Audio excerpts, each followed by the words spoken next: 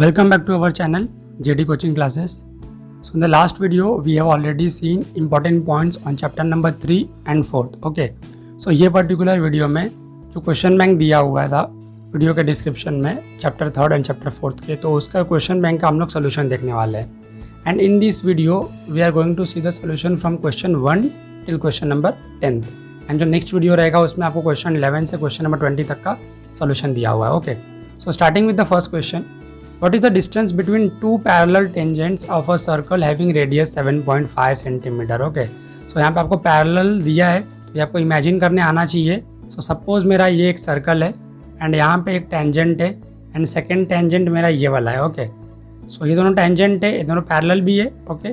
सो इसमें आपको क्या बोल रहा है, इसमें डिस्टेंस क्या है एंड आपको क्या देके रखा हुआ है, 7.5 आपको बोला है रेडियस है, मीन्स यहाँ से लेके यहाँ तक इस 7.5.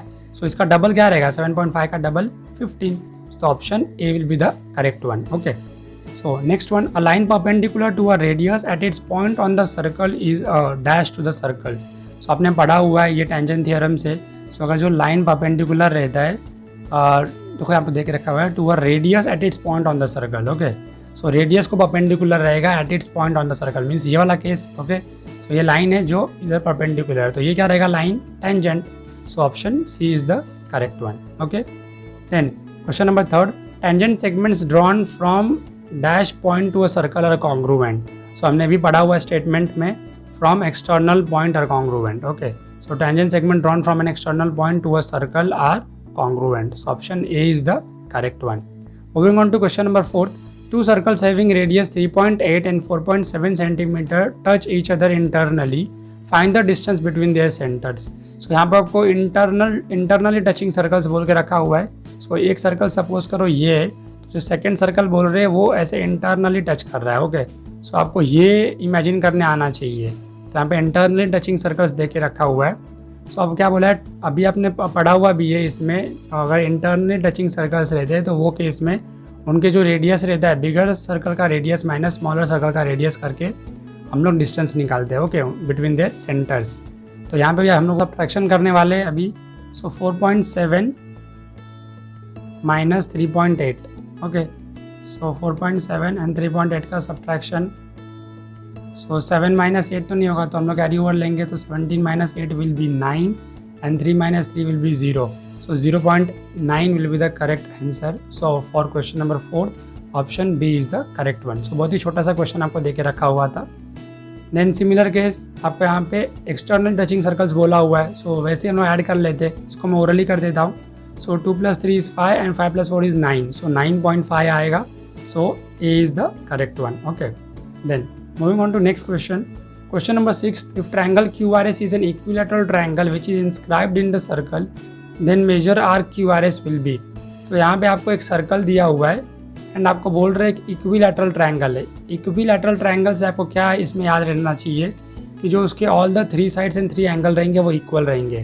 तो यहाँ पे आप एंगल याद रखना है, ये फर्स्ट सेकंड एंड थर्ड तीनों इक्वल रहेंगे. एंड आपने पढ़ा हुआ है 60 60 60 होता है. ओके.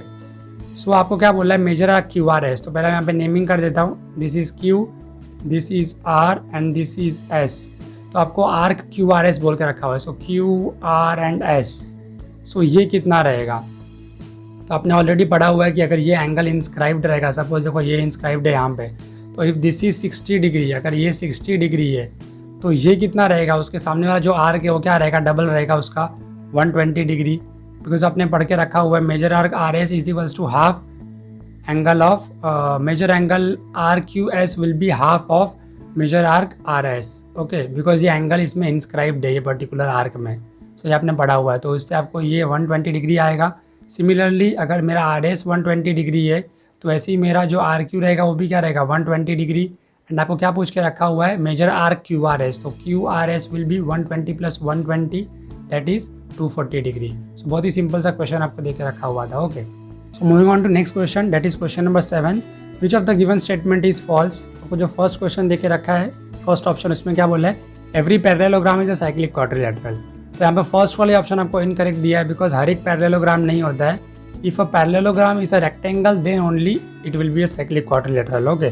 सो फर्स्ट वाला फॉल्स है. हाँ, सेकेंड वाला देखो ट्रू दिया है, बिकॉज रेक्टेंगल को बोल के रखा है यहाँ पे, तो it is true. And third वाला भी ट्रू है बिकॉज यहाँ पे आपको क्या बोल रहा है, pair of opposite angle of cyclic quadrilateral और of a quadrilateral is supplementary then the quadrilateral is cyclic, तो ये भी ट्रू है, ये तो स्टेटमेंट है। So B and C true है, only A is the false one, तो ऑल ऑफ द अबव भी नहीं आएगा। Okay, so option A is false. Okay, then which of the given statement is true, opposite angle of cyclic quadrilateral are complementary, ये false है because supplementary आएगा। Angle inscribed in a semi circle is of 180 degree, नहीं यहाँ पे 90 degree आना चाहिए था। Okay, because ये वाला केस सपोज करो आप, ये एक सेमी सर्कल है।